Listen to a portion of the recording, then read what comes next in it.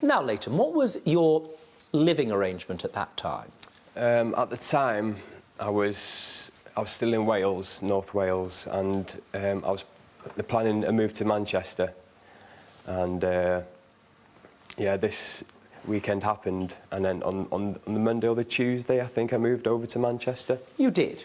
And one of the things I have to say, this moved very quickly, albeit just as friends. But the thing is, Alan, he ended up living in your flat, correct? Correct, yes. He was going to be renting one of the rooms and you drew up an agreement, correct? Correct, yes. And you were satisfied, only knowing him for a short period of time, that he would be the type of person that would pay you, correct? Correct, yes. And in fact, I have to tell you, it seems to me that your assessment of things, your spiritual connection, was a good one, because he turned out to be, for want of a better way of describing it, a rather model tenant.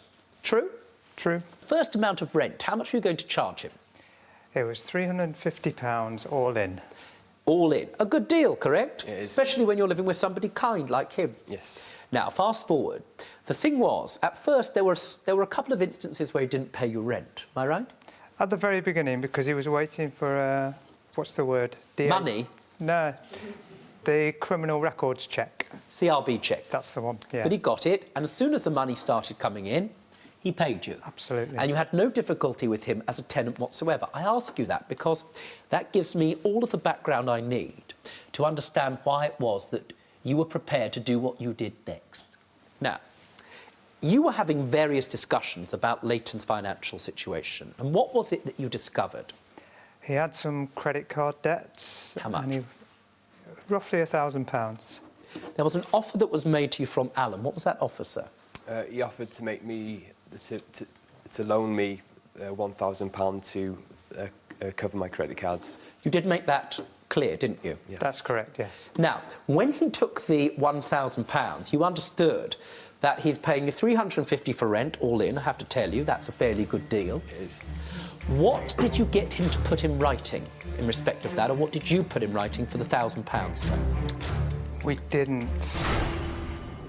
Was there any discussion at that time about any interest you were going to charge him for extending him this credit?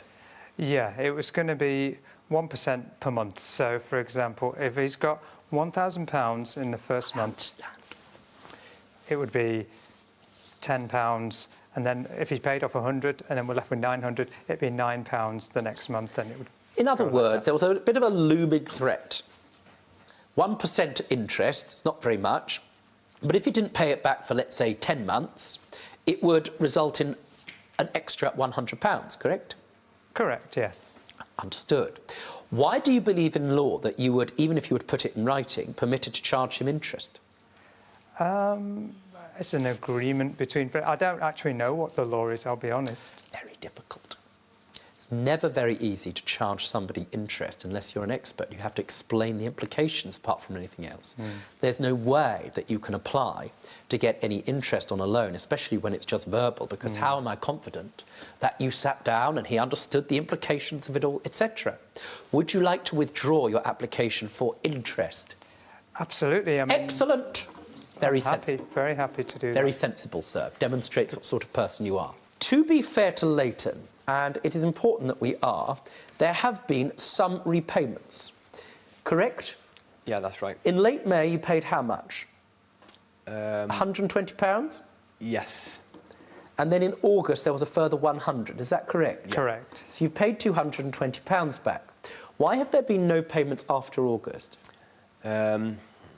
I was going through difficult times at work. I was being overworked, and yeah, and ended up getting a little bit.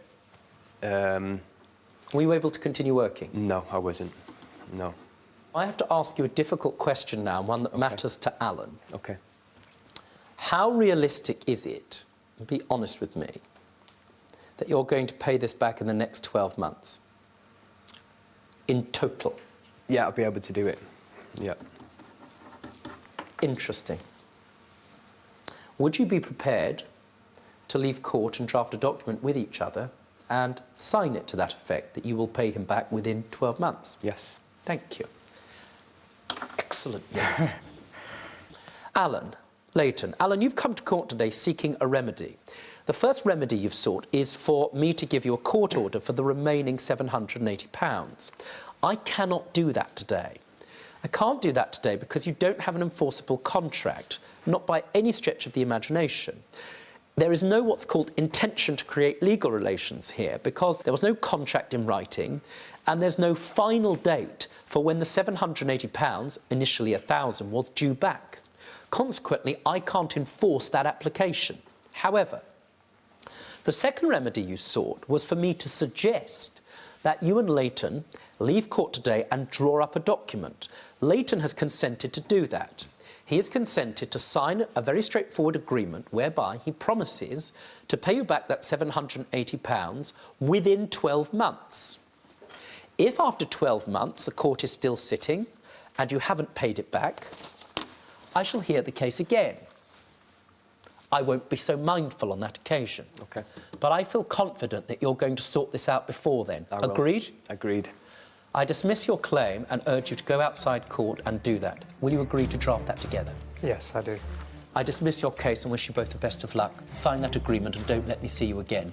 I promise. Thank you very much. Thank you. Thank you, Judge. Click here for more exclusive YouTube videos.